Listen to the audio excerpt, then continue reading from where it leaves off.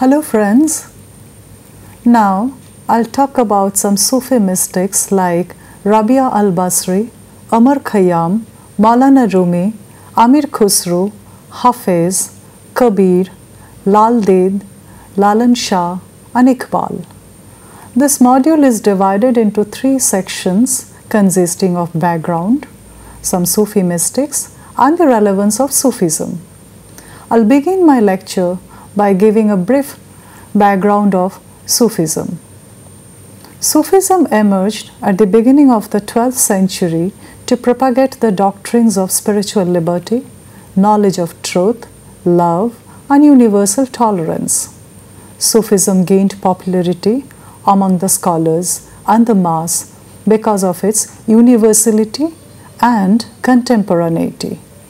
Eliot Miller says in the foreword to his book entitled Sufism and the Mystical Muslims, I quote, "Sufism has always been more open to outside influence than other forms of Islam.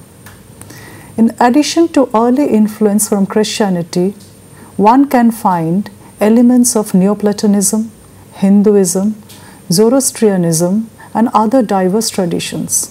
Unquote. Today, we can say that Sufism deals with the inward aspects of Islam. Sufi tradition is basically Islamic mysticism. In essence, the doctrines of Sufism are similar to those of pantheism and monism or Advaita Vedanta. This is the background of Sufism. Now, I'll discuss Rabia al-Basri. Rabia Basri is considered to be one of the most influential early female Sufi poets from Basra. Posterity knew her through Fariduddin Attar of Nishapur. Attar was not really very famous like other mystics, but Rumi had referred to him quite a few times. According to Professor Arvin Plugfelder, Rabia possessed a degree of autonomy. He says so because Rabia, in spite of being a poor maid, lived on her own terms. In a poem entitled "If I Adore You," she is pleading with humanity to turn to God. Turning to God is not a religious obligation to her. One should adore the divine for its eternal beauty. Her approach to the divine reminds us of Keats's message in Ode on Aggression Anne, where Keats says, "Beauty is truth and truth beauty." Let me quote a poem of her entitled "If I Adore You." "If I adore you out of fear of hell, burn me in hell. If I adore you out of desire for paradise, lock me out of paradise. If I adore you for yourself alone, do not deny me your eternal beauty." Next, I will focus on Omar Khayyam. He was one of the key figures in the field of knowledge in medieval Persia because of his multidimensional expertise ranging from mechanics, astronomy, and mathematics to poetry. He became popular among the Occidental audience due to the translation of his poems by Edward Fitzgerald. He composed verses in quatrains known as rubaiyat. Rubaiyat is a traditional Persian verse form consisting of a collection of quatrains rhyming A, B, A. Khayyam dealt with the themes of journey, quest for the divine, and transiency of our existence. One can notice that the motive of quest is a predominant image in his verses. Khayyam often says metaphorically that God is a potter who shapes us, and the humanity is referred to as clay population because we return to earth when our journey is over in this earth. My next focus is on Maulana Rumi. He was a Sufi poet from Konya, Western Turkey. Rumi's father was a philosopher and a lecturer, which made him travel to different places. Rumi used to be his companion during his lecture trips. Therefore, He wanted his son to be a religious preacher as well. Gradually, the mantle of his father fell on Rumi's shoulder. But his fame primarily rests on two books entitled Diwan-e-Shams and Masnavi. Diwan-e-Shams is a collection of short lyric poems, and Masnavi is a narrative poem dealing with Islamic theosophy as propagated by Rumi. Rumi was also a practitioner of Sama, which involved the use of music and poems to induce a meditative mood. Thereby, the listener could concentrate on God. All the mystics believe in intuitive knowledge. They know that the knowledge of the Supreme is intuitive. Next, I will move on to Amir Khusro, who was a versatile personality. Apart from being a medieval Sufi poet, musician, and scholar from Patiali, UP, he was also the inventor of certain musical instruments like the sitar and the tabla, and he is also known as the father of Qawwali, which is the devotional music of the Sufis. As a poet, he always upheld the principles of humanism and love, which culminated into a love for the divine. Khusro's god was Pir Nizam.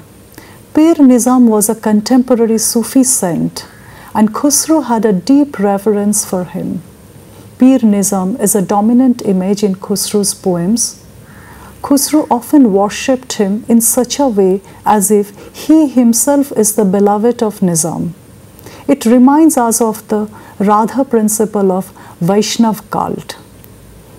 The next poet of my discussion is Hafiz. Hafiz, as a poet, mostly composed ghazals and rubaiyat. Ghazal, as we know, deals with the themes of love, beauty, pain of separation, and the pleasure of union. As a mystic, he knew that our ultimate joy lies in renunciation of mundane affairs, and our human love gradually evolves towards the divine by our progressive awareness of the cosmic order. Wine is one of the key symbols of his poems. He says in a ghazal, I quote, I paid no heed, worldly affairs I forsake. It is for your beauty, beauty of the world I partake. My bleeding heart has left its mark in the temple. You have every right to wash my body in a wine lake. Here we see that his image of wine is not an ordinary intoxicant. It is a regenerative symbol which cleanses his psyche. It can be equated with the image of divine Soma of Vedic literature. Now, I will discuss Lal Ded, who is also known as Lal Arifa or Laleshwari. She was a follower of Kashmiri Shaivite tradition as well as Sufi principles. Her poems are referred to as Lal Vaks, or we can say the words of Lal Ded. She was born in a Pandit family and got married at the age of 12. As she was not happy with her marriage, she left her home at the age of 24 to become a nun. She is regarded as one of the cult figures of non-dual Shaiva tradition of Kashmir. However, the elements of Sufism are also found in her poetry. Therefore, there is a controversy regarding her affiliation to Sufism.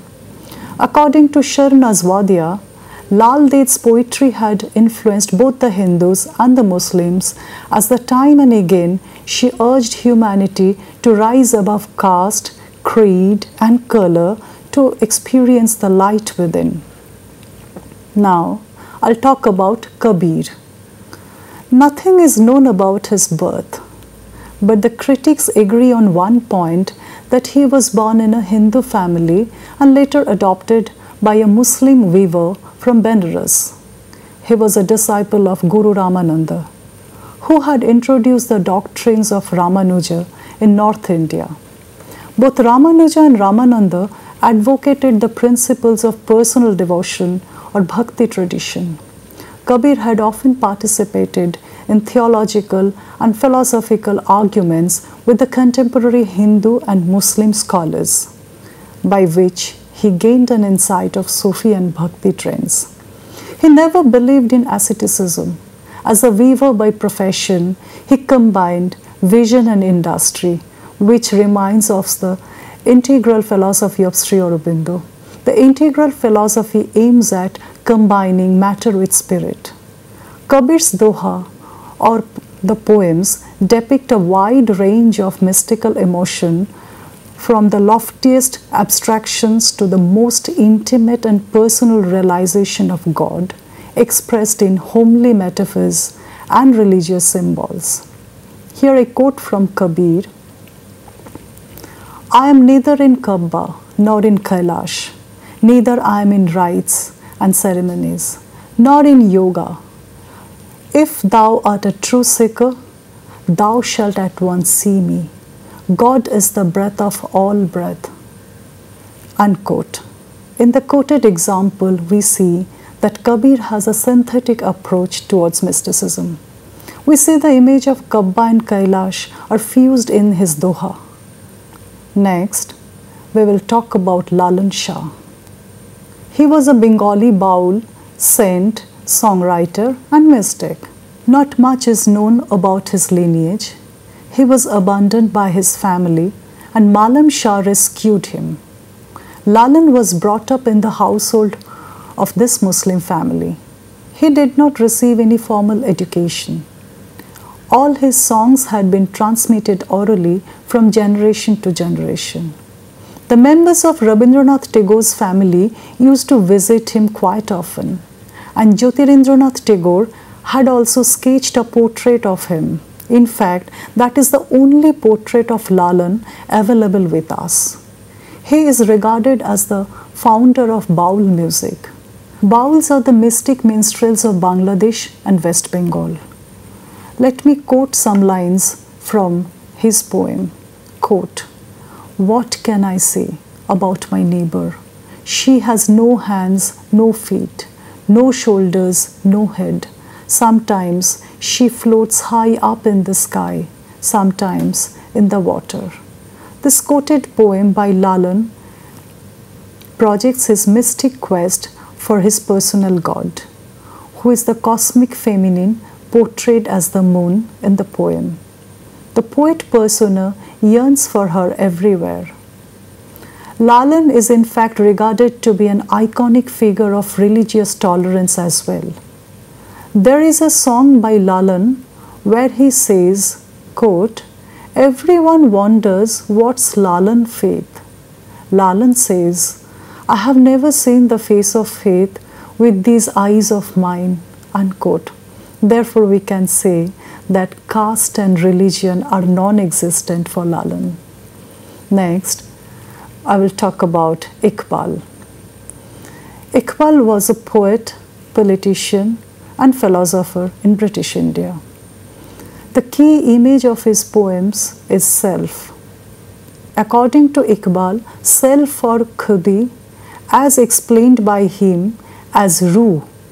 Ruh is the divine spark in us. The poet persona longs to be united with the divine. And I quote from his poem, quote, the one I was searching for on the earth and in heaven appeared residing in the recesses of my own heart. Now, I'll talk about the relevance of Sufism. As we have come to the close of our discussion, one may conclude by saying that Sufism is extremely relevant in the present context because a Sufi mystic believes in the principles of love, tolerance, and humanism, which are extremely important for the world unity. Thank you.